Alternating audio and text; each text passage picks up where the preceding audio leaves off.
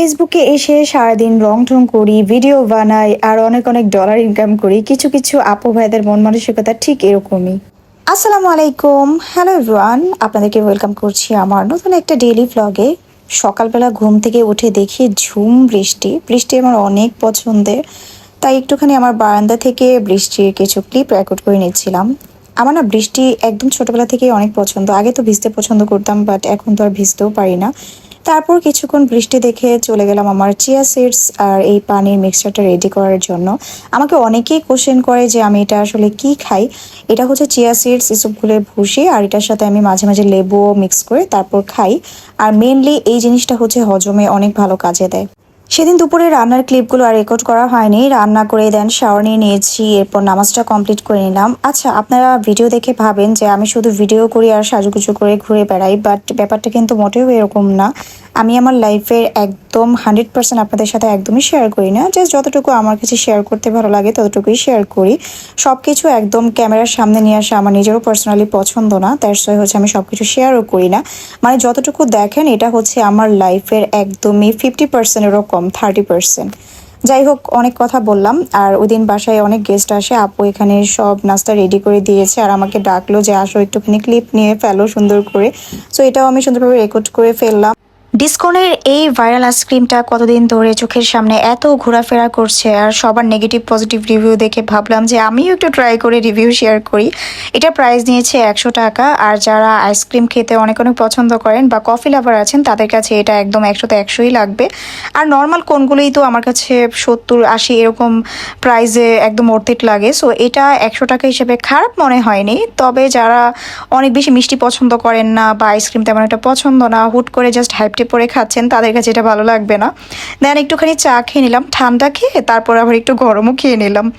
এরপর আমার ওই দিন একটা লাইভ ছিল, আর লাইভটা শেষ করে দেন চলে আসি আমি আমার রুমে।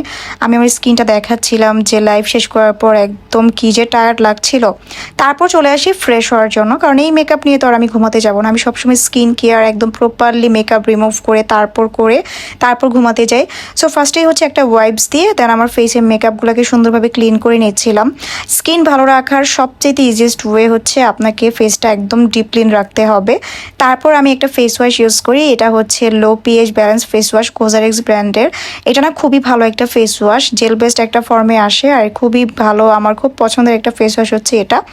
দেন ফেসটাকে ক্লিন করে আমি একটুখানি স্ক্রাব ইউজ করব। আজকে যেহেতু মেকআপ করেছি, সো পোর্সের ভেতর থেকে মেকআপগুলোকে সুন্দরভাবে ক্লিন করাটা অনেক বেশি ইম্পর্টেন্ট ছিল।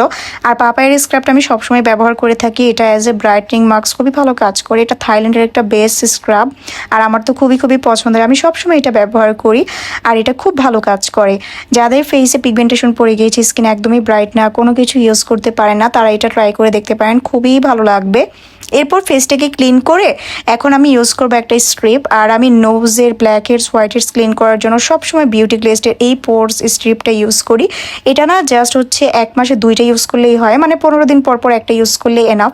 পার্লারে গেলে দেখা যায় ওরা অনেক চেপে চেপে ব্ল্যাক হেডস হোয়াইট হেডস ওঠায়, যেটা আমাদের স্কিনের জন্য খুবই হার্মফুল। সো এই টাইপের স্ট্রিপ দিয়ে যদি এত সুন্দর করে ব্ল্যাক হেডস হোয়াইট হেডস উঠে যায়, তাহলে কেন পার্লারে যে এত পেন নিব বলেন তো। এই স্ট্রিপটা একটা প্যাকেটে 1 পিসই থাকে, আর এটা কিন্তু একদমই শুকনো নাকে বসবে না, নাকটাকে একদম ভিজিয়ে তারপর ইউজ করতে হবে। এটা চাইলে আপনারা থুতনিতেও ইউজ করতে পারেন। যাদের শালের প্রবলেম আছে, ব্ল্যাক হেডস হোয়াইট হেডস আছে, তাদের জন্য তো এটা খুবই খুবই ভালো একটা জিনিস। আমার তো খুব পছন্দের, এটা ছাড়া আমার একদমই চলে না। ব্ল্যাক মাস্ক আর যত কিছু ইউজ করি না কেন, এটা ইউজ না করলে মনে হয় যে কি যেন একটা ইউজ করিনি। আর এটা উঠানোর সময় একটুখানি ব্যথা লাগে, এইটুকু ব্যথা আপনাকে সহ্য করতে হবে, পার্লারে এর থেকেও বেশি ব্যথা দেয়। সো আমি একদম ক্লিপটা র রেখেছি, কোনো রকম আমি স্প্লিট বাড়াইনি বা এডিট করিনি, জাস্ট আপনাদেরকে দেখানোর জন্য। আমি এত স্কিন ক্লিন করি, তাও আমার কি পরিমাণে ব্ল্যাক হেডস হোয়াইট হেডস উঠেছে। সো যারা একদম প্রপার ক্লিন করে না তাদের কি অবস্থা হবে, যখন নোজ থেকে এই জিনিসগুলো উঠে যায়, নাকটা এত ক্লিন লাগে, আমার মনে হচ্ছে যে একদম রিল্যাক্স লাগছে। বাসায় বসে একটা সুন্দর ফেসিয়াল কিন্তু আপনারা করতে পারবেন এই প্রোডাক্টগুলো ইউজ করে। এরপর লিপসের মধ্যে একটুখানি লিপ সিরাম দিলাম, আমি সেক্সি পিঙ্কের এই লিপ সিরামটা ইউজ করি। এটা লিপসেও দেওয়া যায়, আবার প্রাইভেট পার্টিও ব্যবহার করা যায়, মানে 2 in 1 একটা প্রোডাক্ট। লিপসের পিগমেন্টেশন দূর করা, লিপসটাকে সফট রাখা, পিঙ্ক রাখা, সব ধরনের ফ্যাসিলিটিস কিন্তু এই লিপ সিরামটা থেকে পাওয়া যায়। অ্যান্ড অ্যাজ এ ময়শ্চারাইজার আমি ইদানিং হচ্ছে ডাবর লিপটিন কোলাজেন এইটা ইউজ করছি। এই ক্রিমটা এত ভালো, স্কিনটাকে এত হেলদি আর গ্লোয়িং রাখে। এনিওয়ে প্রত্যেকটা প্রোডাক্ট হচ্ছে আপনারা গ্ল্যামার সবাই মলি পেজে পাবেন। পেজের স্ক্রিনশট তো আমি ভিডিওতে দিয়েছি। এছাড়া আমি আমার এই ভিডিওর উপরে ক্যাপশনেও কিন্তু পেজটাকে ট্যাগ করে দিব, সেখান থেকে আপনারা প্রত্যেকটা প্রোডাক্টই অর্ডার করতে পারবেন। সো এই ছিল আমার আজকের ভিডিও। আজকের ব্লগটা আপনাদের কাছে কেমন লাগলো সেটা কিন্তু অবশ্যই আমাকে কমেন্টস করে জানাবেন। আর রেগুলার যারা আমার ব্লগ দেখেন তারা কিন্তু প্লিজ প্লিজ প্লিজ আমার ভিডিওতে একটা লাইক করবেন অ্যান্ড ভিডিওটা শেয়ার করে দিবেন। সো আজকের মতো এখানেই শেষ করছি। Thanks for watching.